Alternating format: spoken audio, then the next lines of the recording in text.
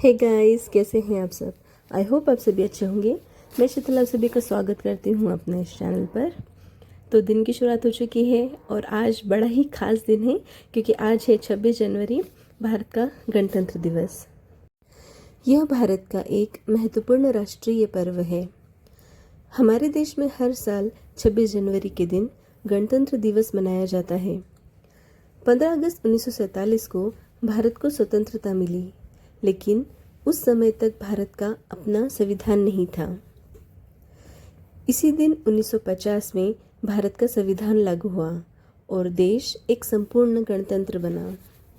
भारतीय संविधान के लागू होने से पूर्व देश का शासन ब्रिटिश कानून के अनुसार चल रहा था। डॉक्टर भीमराव अंबेडकर की अध्यक्षता में संविधान सभा ने संविधान का निर्माण किया। संविधान को तैयार करने में 2 वर्ष 11 महीने और 18 दिनों का समय लगा। अंततः 26 जनवरी 1950 को भारत का संविधान लागू हुआ और भारत एक गणराज्य बना और ब्रिटिश शासन के कानूनों से पूरी तरह मुक्त होकर भारत ने अपने कानून स्वयं लागू किए। गणतंत्र का अर्थ है ऐसा देश जहां शासन जनता द्वारा चुने गए प्रतिनिधियों के माध्यम से चलाया जाता है और राष्ट्राध्यक्ष राष्ट्रपति जनता द्वारा अप्रत्यक्ष रूप से चुना जाता है।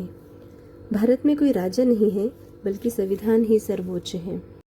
हर साल गणतंत्र दिवस बड़े ही हर्षोल्लास के साथ पूरे देश में मनाया जाता है। नई दिल्ली के कर्तव्य पथ पर भव्य परेड होती है। तीनों सेनाएं, जल सेना, थल सेना और वायु सेना अपनी शक्ति और शौर्य का प्रदर्शन करते हैं। दूरदर्शन और सैटेलाइट्स के माध्यम से यह कार्यक्रम भारत के कोने कोने तक हर घर में बड़े ही उत्साह के साथ देखा जाता है। इसमें विभिन्न राज्यों की झांकियां भारत की संस्कृति और विविधता दर्शाती हैं।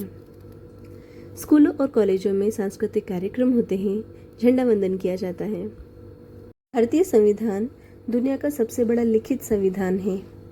संविधान हमें अधिकारों के साथ साथ हमें हमारे कर्तव्यों की भी याद दिलाता है।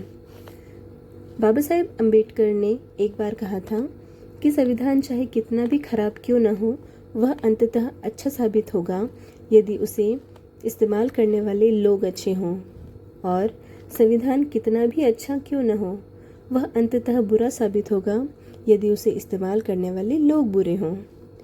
उनकी यह दूरदर्शिता बड़ी सटीक मालूम होती है। आज जब हम पूर्णतः स्वतंत्र हैं अपना प्रतिनिधि चुनने के लिए, तो हमें इस बात का ध्यान रखना चाहिए कि हमारे प्रतिनिधि ऐसे हों जो पूरी तरह से निष्पक्ष हो और केवल जनता की सेवा का भाव रखें। लेकिन यह तो किसी सपने से मालूम पड़ता है।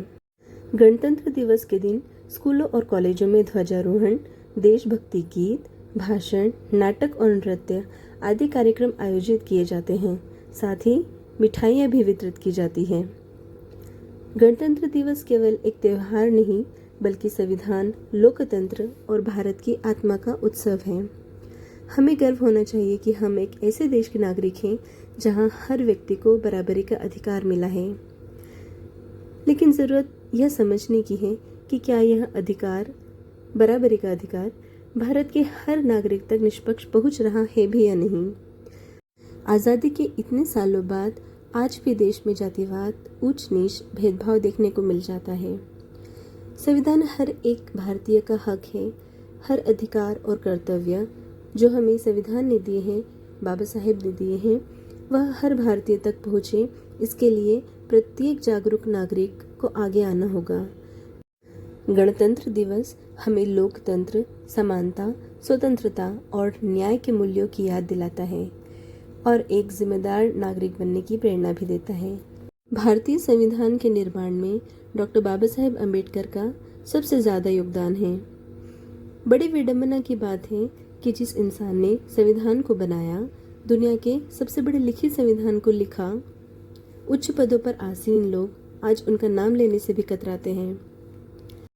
लिखित तौर पर तो हर भारतीय समान है, पर क्या वाकई में हर भारतीय के साथ समानता का व्यवहार किया जाता है, या हम आज भी जात पात वाली गंदी मानसिकता के गुलाम बने हुए हैं?